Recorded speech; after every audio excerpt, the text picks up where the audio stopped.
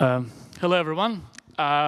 We are going to talk to you about the downturn and the fundraising during the downturn. But before we go there, I would like to, first of all, do some introductions. So maybe we'll start with Zach.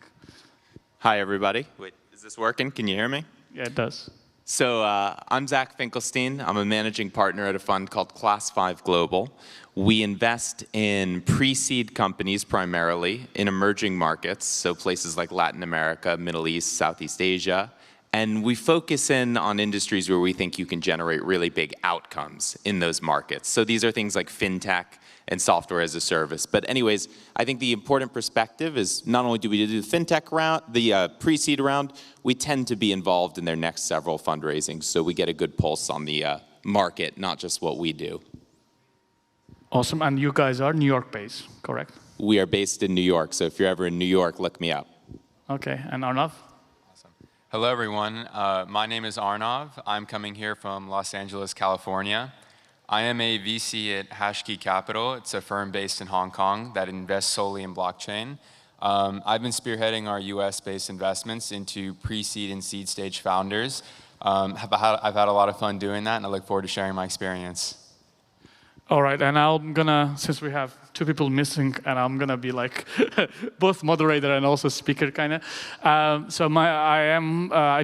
originally from Azerbaijan, so I did big exit, the biggest probably exit ever done in the country. And after that, I set up my own startup studio. It's different than the incubator and accelerator. I'm a big fan of a studio model where I am and my partners are very hands-on with the startups. We have a startup studio in Baku, Azerbaijan, in Tbilisi, Georgia, and we have Almaty, Kazakhstan, and we're expanding some other countries nearby. We find global startups from that region. We invest in idea stage. After they have a proof of concept prototype, we move them to US. We register a company in Delaware. We get the patents in America. We go to market in America. We raise additional funds in America and everything. So all three of us are American-based in a way. I'm from Sacramento, LA, and New York. So, I mean, my first question will be, and since we're talking about this downturn, do you guys think that what they call downturn now, is it really downturn, or it's more of a correction in the market? So we'll all three of us maybe share our opinion. So Zach, you go. So it's interesting. I was just thinking about, actually, if you asked a question like that, how I'd answer it. Look, it's different by stage, and it's different by sector. So a lot of the types of pre-seed deals that we invest in, they're still getting funded. The rounds may take a little longer, and the most, I think, extreme valuations have been tampered down a little bit. I will say fundamentally, if you would have been able to raise this pre-seed round 6 months ago, or 12 months ago, you probably can today. Now, you know, we might get a slight different perspective on how that is in crypto and all that kind of stuff, but I would say speaking generically, we don't see it a lot. Now, once we start to get towards Series A and B and beyond, I think we're seeing issues, right? So some of our companies have valuations 100 million, 200 million, and very little traction beneath it. They may be raised around from people who are investing, let's say, 1 or 2 years into the future. Now, those companies are going to have to face the reality of a downturn, I think, a lot more than some of our brand new companies who get to write a blank slate, and I think the funding has only affected those new ones on the margin. So I think it's a tale of two cities, depending on stage and sector. Sure. And what do you think, Ara? Yeah, I couldn't agree with Zach more. I think it is definitely varied on stage and sector. I would say with Web3, it's definitely a correction. I think we all saw the bull market that happened very recently. You had like $44 billion in NFT sales, and pre-seed, seed stage was flying off the shelf, and now it's definitely slowed down. But I think more than anything, it's more of an opportunity for stronger teams, stronger founders to really pull through and gain investment at the earlier stages. And my point of view is that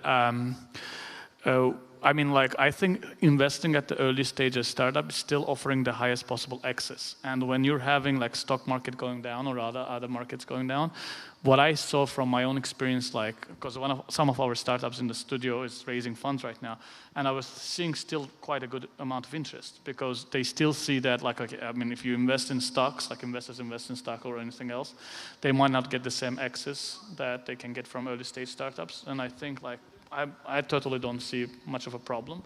But as you said, maybe it's a different stage, and in different industries, you might see that.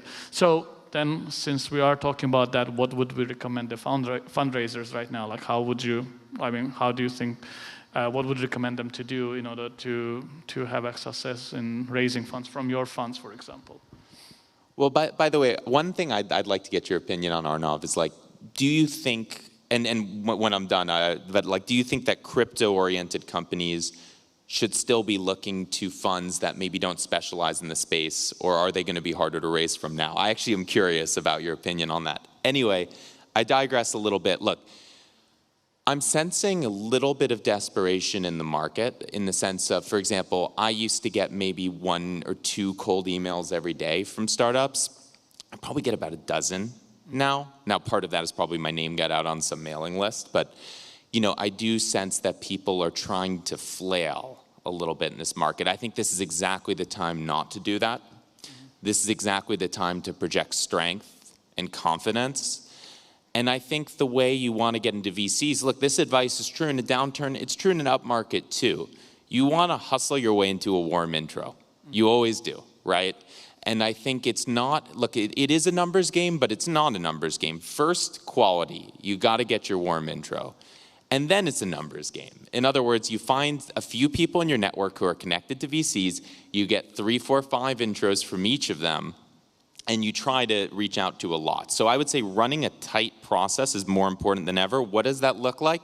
It looks like a series of warm intros made consecutively over the course of a few days, pitches made over the course of a few weeks, and hinting heavily to people that the round might not be full at the end. You don't want to say something that you're not going to be able to live up to, but my point is, now is not the time to flail. Now is the time to be organized and to be confident and to be targeted, but you still want to maximize your number of shots at bat. Yeah, no, I couldn't agree more about the warm intros part. Going back to your question about, are Web 2 funds, pulling back from Web 3, you're absolutely right. And I think that comes from a lack of understanding of the technology. The technology is not at all related to the token prices. I personally don't even check them the most days, even though I'm in the space. So yeah, of course, Web 2 VCs pull back, but I think the stronger Web 3 VCs are still relentlessly investing in infrastructure plays. Now, going back to the original question, which was, what can founders do to be more successful during this downturn? I would say for starters, the number one thing I look at is the team, having a strong co-founders, one technical, one that's strong in the business development, maybe 1 or 2 strong founding engineers. That alone already separates you from like 95%. And I think in a hyper-competitive market, you need to have things like a stronger team, a minimum viable community, maybe an MVP, at least some kind of proof of concept in showing that there is a willingness to pay in the market, and that you are solving a real pain point. So that's roughly what I look for, especially right now. And I will add on to what you guys said. So what we did with our startups in our portfolio when we're raising funds, and some of them are still doing, I like to call, you remember the manual shift in the car we had, like first gear, second gear, third gear? So basically what I would do is we put, first of all, first gear. That will be very warm context you have, where you can actually get a lot of feedback to your pitches. Because I remember the pitch that was designed by our startups right in the beginning, and now after 10, 15 pitches, totally different pitch. So it's good to get it from these warm, friendly people who can actually help you to create it, because when you will start doing so it's an indirect warm context, it's good to go in front of them already much more ready than what you are. So basically the first gear will be get your pitch in good shape with 10, 15, 20 pitches without going too aggressive. And after you fix everything and you know that more or less what's going on, then you can actually, I think, pull to the second gear, and then you can actually do cold emails or, like trying to reach as many people as you can. So that will be our basically strategy, what we're doing with fundraising of our startups in our portfolio. So the next interesting thing for me, it will be like, I think, at least for me it is interesting, I don't know about the audience, like will be like how to approach your funds, like what is the process like, what happens, like how long does it take from writing to you guys or pitching to you guys to getting the check in the bank account. So we go with the process. This time I'll do with Arnav first, so just to mix it up a little bit. Yeah, I'd say the process is, it's fairly quick on our end, and I think that's more of the blockchain culture. It really only takes probably 2 meetings, so we do our due diligence, and that would literally be it. But I think that's also because we also invest in founders that usually have, stronger backgrounds, more of a track record, so it's much easier to trust them, right off the bat. So yeah, I would say it's much simpler on our end, but I'd love to hear. I know yours is going to be a lot different, so I'd love to hear it. Well, I think speed is still important, right? People are still going to judge us if we drag our feet. But, I think in terms of timing the process, back to what we all kind of alluded to at the beginning, is like, look, you want to run the process like it's going to be very quick. If you don't run it like it's going to be very quick, it will not. So, you want to, I agree, by the way, that it makes sense to go to a few warm VCs if you can, people who will give you feedback. But even if not, by the way, like, look at people's facial expressions. You're going to see when they're not liking your pitch, and you should write it down, and you should evolve your pitch every single time if you can. But I would say, generally, aside from sort of that final stage of crafting, you want to reach out to all your funds over the course of 3 to 5 days if you can. Doesn't mean you can't add funds later, but you want to do that. The reason why, and then you want to do all your meetings over 1 to 2 weeks. The reason why, that will generate buzz. Right? You don't want to be the guy or the gal who's been out in market for 6 months. Look, sometimes you are, that's life, you live with it. But like, if you want to be the one who, I speak to my friends, right? You guys have already spoken to them, and then I start getting worried, this is going to move quickly. So momentum creates more momentum, and you want to run a really tight process, and you want to message to people that you're expecting to close soon. Overall, if I'm to talk about timing, it's just compress it, do it fast, generate as much buzz as you can, however little or much that is, get it closed. That said, make sure you have at least 6 months of runway, because it doesn't always work out that way. Yeah, my experience is, it takes at least 6 months, if not 1 year sometimes. So it's always good to have a lot of cushion, like in terms of fundraising, like you have to have runway. And to be honest, I am at the moment thinking about a new startup, which will disrupt the way the fundraising is happening. Because I feel like during the fundraising, the startup is in a still mode.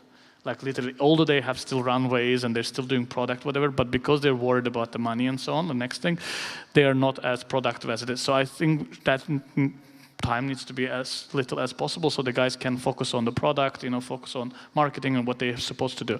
So we need to disrupt that. I'm personally very disappointed about how the fundraising is happening, even in Silicon Valley or like, these big places like New York or whatever, supposedly should be very fast, but not really happening. So there is a need for disruption there. So my final question, I think we have some time for that as well. Do you guys use some sort of a platforms like for deal flow and so on? Like what I mean is that, are you guys on AngelList, Crunchbase, I don't know, Founders, Gus.com? Like these are the platforms that are pretty big in States. I don't know about the Web 3.0, if they have such platforms. Are you guys on it, like where you get the deal flow? Or how do you guys get deal flows usually? Yeah, that's a great question. I would say websites are more of a secondary, Crunchbase. There's a few crypto deal flow websites that I use occasionally. But I would say the vast majority of my deal flow comes through warm references, like 98%. So it's coming from other VCs or founders I trust or friends that I trust, engineers, data analysts. And that's where I'm getting the vast majority of my deal flow. And it's and the founder's also much better set up by the time they get to me, because when you're coming through a warm introduction, it's, as you already touched on, it's just so much more powerful. So yeah, I would say these days it's like 98% warm. Either that or I'm finding it on like Twitter, because I'm actually looking at the work you've already published on your Medium or your Twitter or your Substack or what have you. So it's really important to actually create a pull in the market, I've noticed as well. So that's another very interesting approach. Interesting. And what about you? No, I mean, I concur with that. For us, we're first money into about 70% of the deals that we do. So by the time they're listed somewhere else, that's going to be really tough for us, right? So I would say generally warm intros, to the extent to which you can do them, are worth probably 100 of any other type of connection. Look, I wouldn't necessarily say it's impossible to get value out of any of these platforms. I think it is. It's just, to me, if you can get the warm intros directly into VCs, that's probably the smoothest way you can do it. That's all.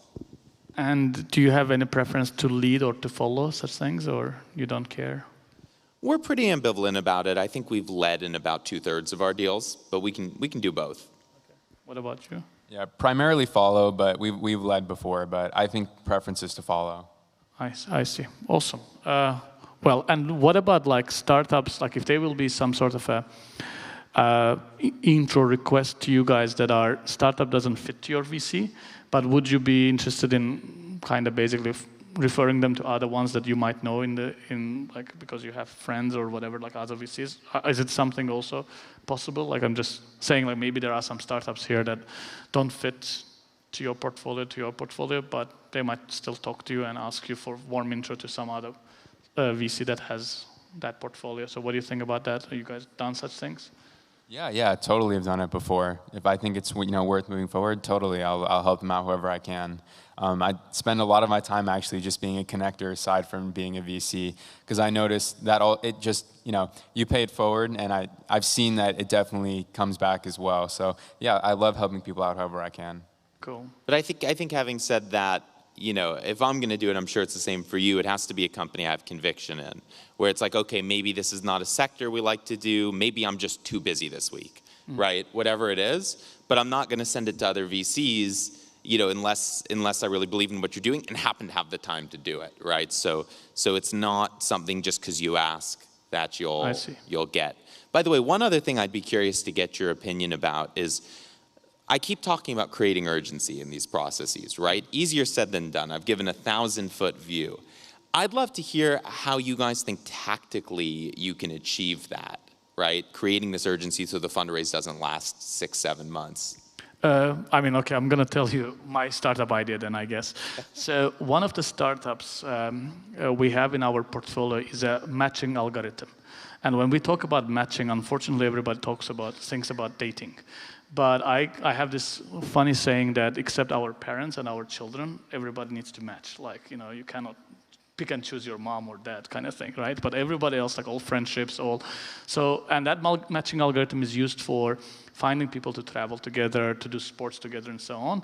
So they're just launching the app, and I know a lot about their algorithm. And when I looked at the algorithm, and when I'm having like 4 of my startups are raising funds right now in different industries, I thought that algorithm can be used in matching VCs with the startups and vice versa, like investors with startups and so.